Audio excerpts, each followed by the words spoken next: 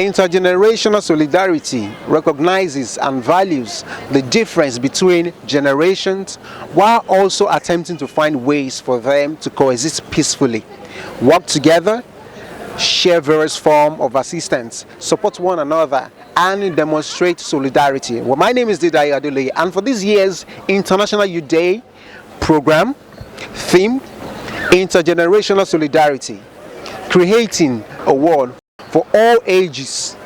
Alongside my colleague Lola Adebanjo, we're getting people's opinion on this in a city where cultures and people come together. Guess where that is, guys? Lagos! Let's go. People within my age bracket are those trying to define a lot of things, define things for themselves and also define things for the world. People within my age bracket, they're very brilliant, they're also very vibrant. We have energy. If we can channel it into doing something that is very positive. Grit, innovation, resilience. The people within my age bracket, at this point in time, career-wise, most of them are getting to the peak. If not to the peak, they are getting almost to the peak of their career. Yes, I remember when I was looking for a job when I was much younger. I was like 21, and before then, of course, you know, if you are somebody who has discovered some sense of mission so early, you tend to have started researching, reading, learning, studying, even things beyond what your age should be studying. But when you go out there and say, you know what, I have some good sense on this thing and I want a job in this regard, since you are already like opening it up, and they say, okay, wow, okay, you seem knowledgeable about it. They ask you questions and they ask you, how old are you? And you say 22, or say you even say 21. They're like, in their mind, they may not express it to you anymore, but in their mind, they're like, And some even go as far as expressing, this one actually expressed it, like, you're too young for the responsibility. And I'm like, wow, really? And I didn't hear back again. Absolutely. I remember that by the time I had finished school, I finished school a little later, right? And job in Nigeria will tell you that if you are not 25 or below, you will not be able to get a job, right? So you can't apply for an average management training program in an organization, which is quite understandable from their own point of view. But sometimes I just feel like, you know, segmenting people like that will, you know, leave out possible talent on the table. Definitely, yes, I have. Okay, so one of the reasons why I gravitated towards my line of work was because I honestly just found problems in my communities I wanted to solve. But these problems will not solve themselves just because I have a passion for them, right? They're going to solve because I have the resources and the funding and all of those things. And getting funding might require me having to submit certain documentation and all of those things. And I realized that because I was so young, it was difficult for organizations and firms who were giving out loans and grants to trust or entrust a young person with so much money. So it's not enough to just tell them I have a desire to change the world. They actually have to trust you enough to want to put the funding in your hands. And that's one of the reasons why I gravitated was the organization I worked with, because it's like the first organization literally that was putting money directly in the hands of young people in order to create change, and that for me was really good. The difference is just the difference of years. Businesses run by young people, we tend to want to move, we're agile. But businesses run by old people, they've seen everything, right? So they tend to be more calm, you know, reserved, try to look at the options well, and they are slower to change. Well, that's a thing. You will say they are slower to change, but I have worked with a number of older people who are not slow to change, who move, and you're like, this man has a heart of what, 20-something years, whereas it's like 50-something.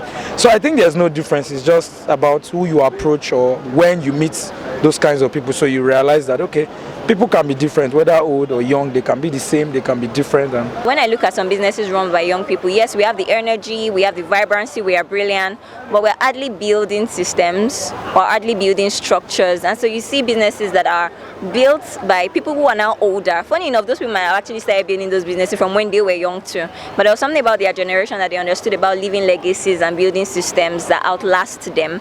We just want to gain all the influence.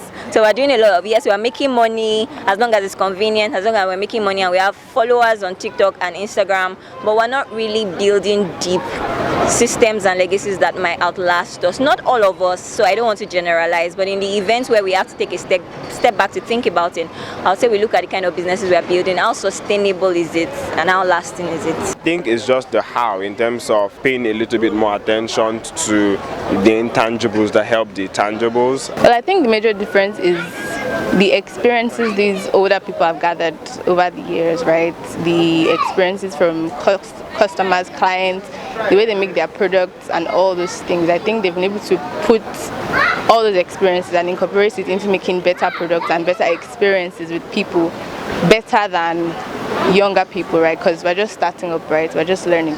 A lot of the businesses we know today were started by young people, even though they have lived 100 years plus, right? So there is something about doing or starting things in your youth, right? So the good thing is that you start, but the beautiful thing is that you grow. It's not about the starting, it's about the sustainability and the growth, right? And that process determines whether you live afterward, determines the entire life cycle of your business, right? So I don't really think it's a function of age, because there are some people who are young, there are young fools and there are old fools, and there are wise young people and there are older wise people, right?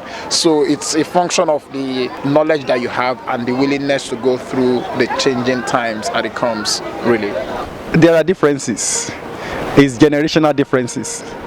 Number one, the older people, were engaged in business with energy, understanding, wisdom that are relevant to their time. But a lot of changes has come in that is even affecting their business now, which the younger generation are taking advantage of, especially in the area of technology and global village. If I were to advise younger people, do things so you become versatile as you grow older. We need the wisdom of the old and the strength of the youth to be able to achieve the level of sustainable development that the world needs at scale. When we begin to emphasize the importance of working together, the dynamics of a lot of things will change over a period of time. So what can we do? Intentionally create platforms, places, systems that ensure that both sides are working together, right? And the older people need to also understand that, they're not going to be around forever, right? The younger people need to also know that, one of the things that is going to keep you is that you avoid the pitfalls that killed the people before you, right? So understanding how to, in a very wise way, combine the strengths and weaknesses of both ages is like an amazing part. The older generation needs to be able to kind of value and respect young people, not just because of their age, but actually even give them a chance to prove that they have something to offer in the first place. A lot of young people get disqualified from certain opportunities just because they are young, and so you've not even gotten the opportunity to meet with them, to engage them, to hear what they have to table. They just tell you I'm 13, or they tell you I'm 24, and you're like, you're 24, what do you possibly have to offer? I think that might be changing now, because I follow a lot of young people who are very, very brilliant. People are beginning to see now that there is so much more to us beyond our age and all of that. So just giving young people the opportunity to at least table themselves. If they now do and then we present rubbish, we can now say, I'm not, but don't generalize it. Still give more young people the opportunity. That's actually how we learn, because we're not despising the older generation, and we believe that they have so much to teach us and we're willing to learn. So if they give us the opportunity to come close to them and they begin to hand over, their knowledge, their resources and investments in us, I think we're going to make very good use of it, actually. The interesting thing is that there's always this divide between the young and the old, right? Once you are older, you don't think that there is a need for the young people, but the truth is that just as the times are changing, there is need for every older person to be able to relate with younger people, so at least you can have a sense of what is happening on their level, right? Because sometimes you can be so tall that you lose sight of what is happening below your height level, right? And it is important for older people to be conscious and deliberate about working with the younger people, because if you're in marketing like I am, for instance, you will understand that no matter how old you are, you will create some product that is not for your generation, and if you don't understand the people you are trying to sell to, you will lose them. That product will fail. Well, and for the young people as well, there is a way our generation particularly makes it look like older people have lived above their wisdom, but the truth is that you need the wisdom of the old to be able to work with the strength you currently have, because there are several things you don't know. And like they say about mentorship, that if you stand on the shoulder of a mentor, you are able to mitigate a lot of the difficulties that they've gone through, a lot of the challenges that they went through. You don't have to go through, because there is already a level playing field that they have provided for you. The youth accepting to be mentored, tutored, and be taught of the ideas that these people ahead of them or older generation were able to use to succeed in their time. And then, apart from being tutored and accepting their leadership, they should also be able to, adapt and blend it with the new trend that is, ongoing now, especially with the use of technology and social media. Politics is one of the things that is, extremely essential to the verticals of our nation, right? Of every nation. When you think about the governance, you think about the civic, right? If you are not in government actively, you will have civic responsibilities, as a citizen of a nation. So that means that there is always a collaboration that is required between them. And that is why even in private sector, you will always consider the government because they have regulations that can kill or make your business, right? So also with regards to participation, of course, they say for instance, that power is not given, power is taken. And before you can take power, you have to at least come close to the corridors of power. You can't just show up from nowhere and say you want to grab power from the center where it exists. So you have to have proximity. So this is speaking to the younger people, right? They need to understand that the older people, even in their 90s, will not just call you and say, okay, take this. You will have to have worked with them. Sometimes some of these things are bestowed based on trust, right? Some of them are bestowed based on proximity. You don't get promotions because you are a fine boy, right? Except in Nigeria, sometimes, I don't know. But for you to get promoted, that means you have shown a level of track record that you can actually hold forth in the work that has been given to you. But you can't think that the experiences do not matter because they have it, right? And because they won't give it to you, they won't just call you or just Google your name on social media and say, there's one guy that has 200 million followers. Let's call him and make him the next president of Nigeria without any form of experience, right? So you have to learn from these people, practical experiences that they've learned over time and be able to work with what they have, right? Because they might not look for you. You have to be the one to look for them. First of all, the image of politics that we have is not something that is very encouraging. We've heard stories, we've seen images of people in politics that make it look like it's such a dirty, thing that you don't want to be a part of. But the truth is we can't keep running away from those things forever. One thing that could change my mind, and I think the older generation can do, is to help us even present an image of this thing as though it's something that is obtainable, attainable, and it's something that is not so dirty as it is presented, so that we're interested to even get in. And besides what the older generation do to encourage us, I think young people should also begin to sit up and say, I need to get into this thing now, because we can't see, we're not going to be young forever, and whatever actions that we take now will determine what this country is eventually going to be in the coming days. They need to give them insights into how to play politics with the current realities, and besides that, teach them they need to encourage them, bring them in, mentor them, and give them responsibilities. We try to educate them because nowadays politics is for everybody now. Because in those days, clergies, either in Muslim or in Christian, they are not participating in politics. But nowadays, it's not so. Anybody can participate in politics. I even encourage our youth now, either you are a Muslim or a Christian, to participate in politics. It's always very funny when you're applying for a job in Nigeria, because they'll tell you that we require someone of a certain age and with so and so certain years of experience, which is like maybe the years of experience even more than your age in some cases, right? But I think young people are actually at an advantage with jobs, and the sooner you start to apply, the better, because you're not quite sure if you're going to get in at first trial.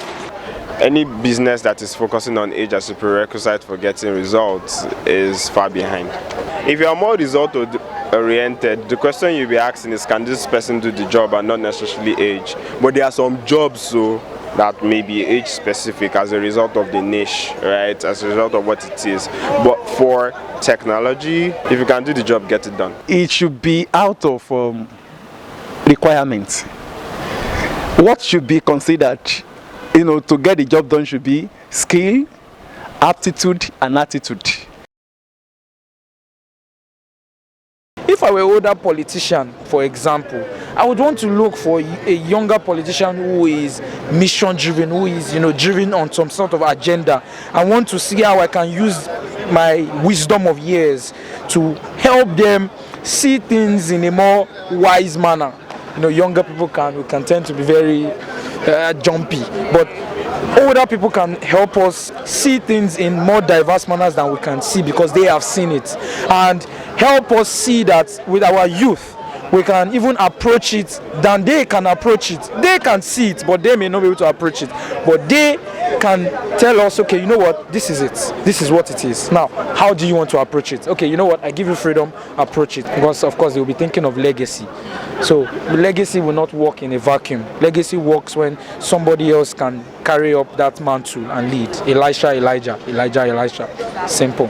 Humility, because I feel we young people have this tendency to always behave like we know everything, because this tech age and everything, everybody seems to know everything. They should share their scars a little bit more and create an enabling environment for young people to be able to participate, right? That does not mean that young people will just wait and sit and allow it, oh, come, give me, right? But it also means that as much as we are trying as much as possible to get to sit at the table, don't make it more difficult for us to get to sit at the table. Learn from the mistake, learn from their victories, see their stories and know how to rewrite your own story. No matter how wise you are, older people have many experience. They have experienced many things than younger people. Younger people cannot know more than older people, because Yoruba they say tọmọdé bá ní aṣọ bí àgbà kò lè lákìsà tó àgbà. There is so many things to be learned. There is something we call the wisdom of the old. It's not a cliche. It is the fact that someone has walked a part of life and you are definitely going to walk that path regardless of what your own present day realities are, right? Someone has walked that part of life, and it will be better for you if someone is grabbing your hand and walking you along that part of life. It's not just about the age, it's about recognizing what you want, what you think you can become, or what you believe that maybe, you know, this is why I've been sent here. If you see that in someone that is older, like, the wise thing to do is to actually just learn from them.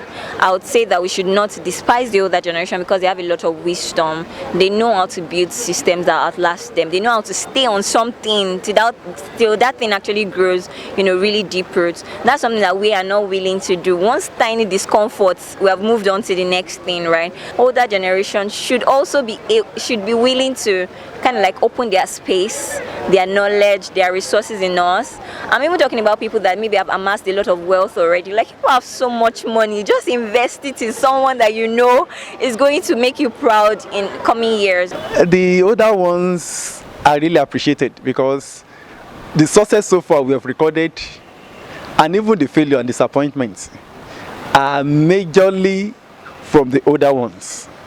They have seen the depths, the length, the breadth, and the height in terms of experience, managing success, having failures, and if they put this to perspective to teach the youth, then it will help them to avoid some pitfall. What they too can learn from the youth is youth are very good in the new ideas, innovations, creativity that has come along with social media and the recent technology that is helping to make productions very, very faster. With our conversation so far, we now understand that solidarity between generations is essential. The world needs to leverage the full potentials of all generations. Solidarity across generations is key to sustainable development. My name is Dida Yaduli, and my name is Lola Adebanjo. Till we meet next time, happy International Youth Day.